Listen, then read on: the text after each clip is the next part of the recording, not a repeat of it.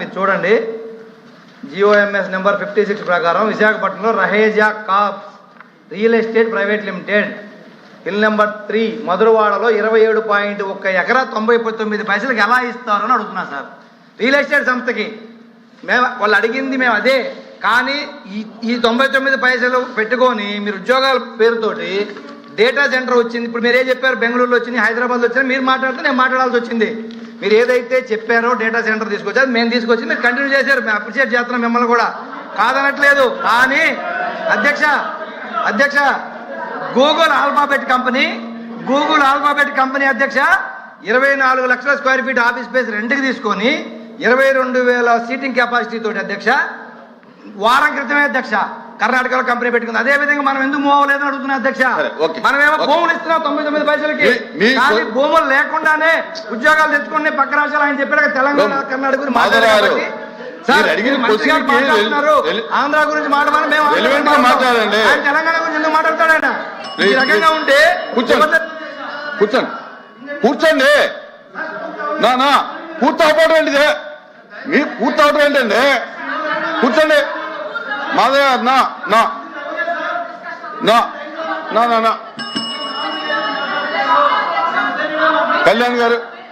కళ్యాణ్ గారు second secretary కూర్చోండి. సభకు నమస్కారం అధ్యక్ష. అమ్మా ఆపండి అమ్మా. సభకు నమస్కారం అధ్యక్ష. యాక్చువల్గా ఐటీ కంపెనీలు ఇతర పరిశ్రమలకు జరుగుతున్న భూ కేటాయింపులు, ముఖ్యంగా విశాఖపట్నంలో జరుగుతున్న భూ కేటాయింపులు అయితే మాత్రం చాలా విమర్శలకు దారి తీస్తుంది అధ్యక్ష. విశాఖపట్నం అనేది మన రాష్ట్రంలోనే కాదు, దేశంలోనే కాదు, ఆసియా ఖండంలోనే అత్యంత బాగా ఫాస్ట్గా డెవలప్ అవుతున్న సిటీ అధ్యక్ష. అక్కడ రూపాయికి కనీసం పప్పు బెల్లాలు రావు అధ్యక్ష, కనీసం శనగలు కూడా రావు అధ్యక్ష, రూపాయికి టీ కూడా వైజాగ్లో రాదు అధ్యక్ష. అలాంటిది వైజాగ్లో 100,000 కోట్ల రూపాయల విలువైన భూముల్ని అయితే మాత్రం చాలా డెడ్ చీప్గా ఇచ్చేస్తూ ఉండే పరిస్థితి అయితే మనం చూస్తున్నాం అధ్యక్ష.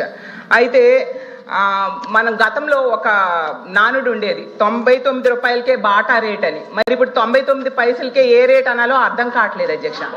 మన పాత రాజధాని హైదరాబాద్ తీసుకుంటే అధ్యక్ష ఎకరా 150 కోట్లకి అక్కడ ఇస్తున్నారు అధ్యక్ష, ఇక్కడ మాత్రం ఎకరా 150 పైసలకే ఇస్తున్నారు అధ్యక్ష. మరి ఇందులో ఏంటి ప్రాబ్లమో నాకు అర్థం కావట్లేదు. అలాగే ఇంకా పునాది స్థాయిలో ఉన్న అమరావతిలో కూడా ఇస్తున్న భూముల ధరల కంటే మా విశాఖపట్నంలో ఇంకా తక్కువకి ఇస్తూ ఉన్న పరిస్థితి అధ్యక్ష.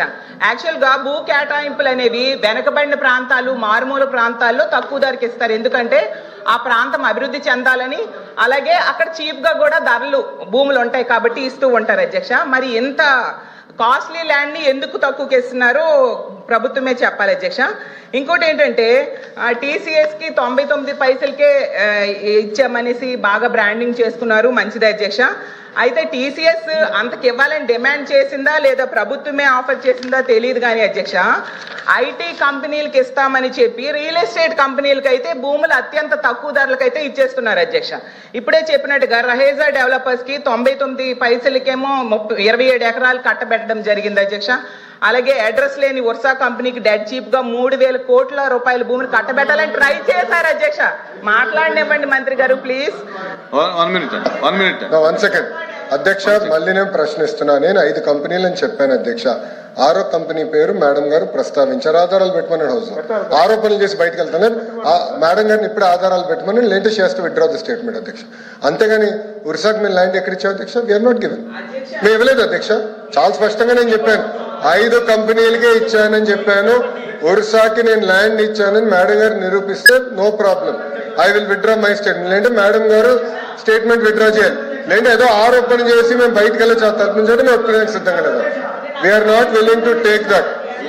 ఒరిస్సాకి అంటున్నారు అధ్యక్ష, చేసేది కరెక్ట్ కాదు అధ్యక్ష.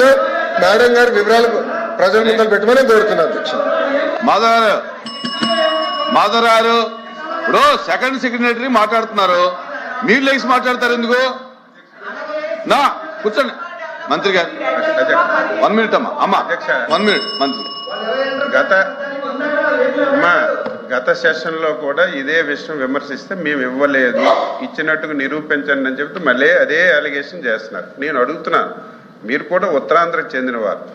ఉత్తరాంధ్ర అనేది వెనకబడిన ప్రాంతం, ఎక్కడికి వెళ్ళినా సరే ఈ దేశంలో ప్రపంచంలో ఎక్కడ చూసినా సరే ఉత్తరాంధ్ర వాళ్ళు అక్కడ పనిచేస్తున్నారు అధ్యక్ష. మనకు అన్ని